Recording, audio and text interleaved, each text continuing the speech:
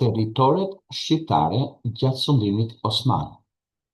Në shekujt e 16-18, nga 30 deri në 70 shqiptarë kanë qenë kryeministra, ministra dhe drejtues të lartë shtetëror në Perëndimin osmane.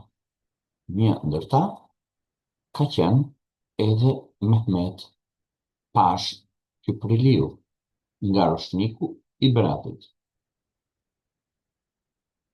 Ç'është Rumelia? Kemi dëgjuar shpesh Rumeli. Ç'është Rumelia? Rumelia ishte hapësira e Ballkanit, të cilët popujt e vjetër e konsideronin si toka e popullsisë së romanizuar, për nga mënyra e jetesës që dalloheshin nga mënyra e jetesës në Anatoli, pra në Turqinë e sotme dhe dikurshme, që me fillimin e pushtimeve osmane në Europë, në shekullin e 15, ky emërtim filloi të depërtojë edhe në pjesën tjetër perëndimore dhe veriore të botës. Në fillim, osmanët gjitha trojet ballkanike që i merrin në kontroll i fusin në administrimin e një vilayeti, Rom Elayet, të krijuar në hapësirën ballkanike me qendër në Sofi. Pra, vilayeti i Rumelis do thotë një hapësirë e Ballkanit e cila ishte romanizuar, pra veçoritë e perandorisë romake ishin përhapur në këtë territor dhe kishin ndikuar kulturën, jetesën e këtyre popujve. Pra nuk ekzistonin më as serb, as rumun, as bulgar, as trak, as ilir e të tjerë. Ja dhe territoret e Rumelisë, kurse pjesa tjetër, ajo që sot është Turqia e sotme, njihet si Anadolu. Organizimi administrativ. Trojet shqiptare bën pjesë në ejaletin e Rumelisë. Në krye të tij ishte Valiu. Drejtohej nga kodi qendror, pra një rregullore, ligje. Kemi 9 sanxhaqe apo qarqe. Në disa raste kemi organizimin me 11 sanxhaqe. Në krye drejtonte Sanxhakbeu. Ndaheshin këto sanxhaqe në territorë më të vogla, në Kaza, në formatin e bashkive sotme, dhe në Ahije, në formatin e njësive administrative. Sanxhaqet drejtoheshin nga kodet e sanxhaqeve, pra rregullore, për këto hapësira territoriale. Akçe ka qenë monedë turke, vlera e cilës ka ndryshuar vazhdimisht. Pronat të kushtëzuara ishin haset, zjametet dhe timaret. Drejtues ishin spahin, pra feudalët, dhe tokën e punonit rajat, pra fshatarët. Has ishin një zotërim me të ardhura mbi 100.000 akçe në vit. Pra, nuk do të thotë sa sipërfaqe kishin, po se sa prodhonte ky territor. Zjametet ishin zotërim me të ardhura nga 20.000 deri në 99.000 akçe në vit.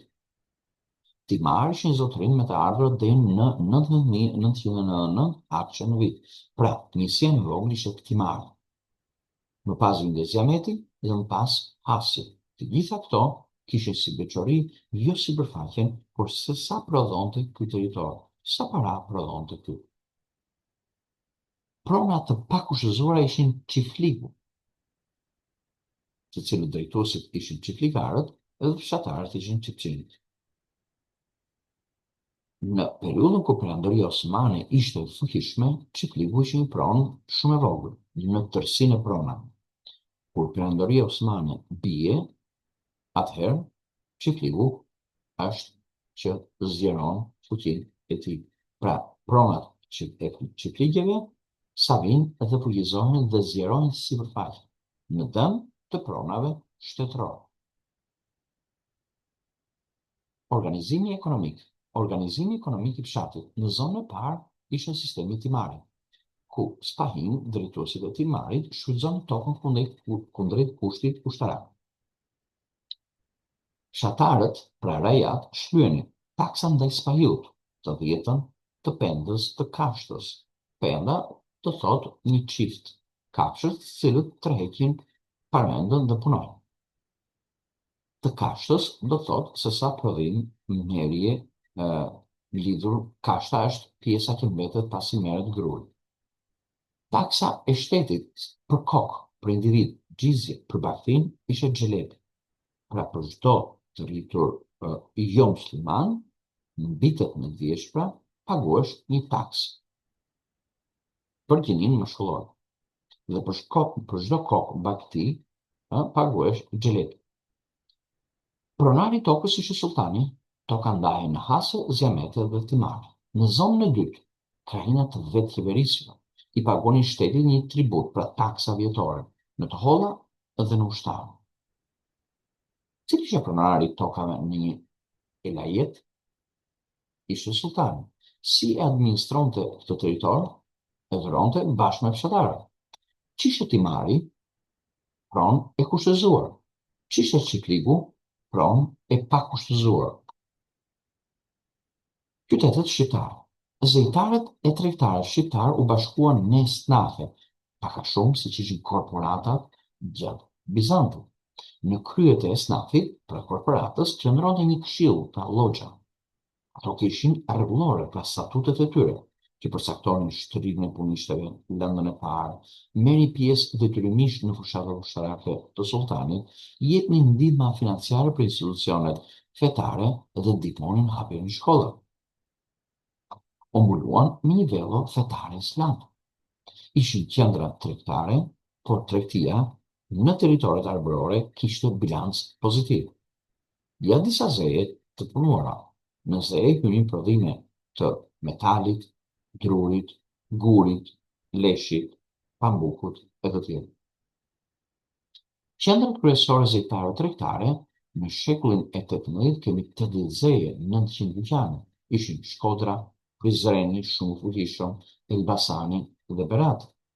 Pra thamë qendrat kryesore. Prirjet politike. Prirjet shoqërore politike në shekullin e 16-18 kemi patur dy prirje. Një, ngjitja e shkallës të hierarkisë shtetërore, edhe thamë në shekullin e 16-18 kemi patur 29 vezirë, në cilët bën pjesë kryeministra, ministra, zëvendësa të tyre të tjerë. Kjo ndikoi negativisht në krijimin e një shteti arbëror, sepse shqiptarët po merrnin pjesë në drejtimin e perandorisë osmane dhe në nshtrimin e popullit të tjerë. Dy prirja tjetër ishte qendresa me armë, me kryengritje. Kjo ndikoi pozitivisht në krijimin e ndjenjës kombëtare dhe në largimin e pushtuesve. U thirrën disa kuvende. Dy kuvende ballkanike. Pra, kuvende ballkanike, 2 në Kuç, në Arsinë e Madhe, dhe 2 në Serbi. Vetëm brenda territorit shqiptar në Mat, në vitin 1594, në Blinisht të Zadrimës 1599, në Dukagjin të Matit 1601-1602. Për kryengritjet e përhershme dalloi Himara, Dukagjini, Arsinë e Madhe. Gjatë shekullit të 17-18 shpërthyen një varg kryengritjesh, si ajo e Andrea Manesit, në Vlorë dhe në Shkodër gjatë luftës austro-osmane, në Kosovë dhe në rrafshin e Dukagjinit, në Lum e në Maqedoni Perëndimore, në krye Pjetër Bogdani. Faktorët e përhapjes së fesë islame në tokat shqiptare. Me anë të vullnetarizmit, dhurata kush përqafonte fenë islame. Tregtia ishte monopoli i islamëve, karrierë ushtarake vetëm për muslimanët.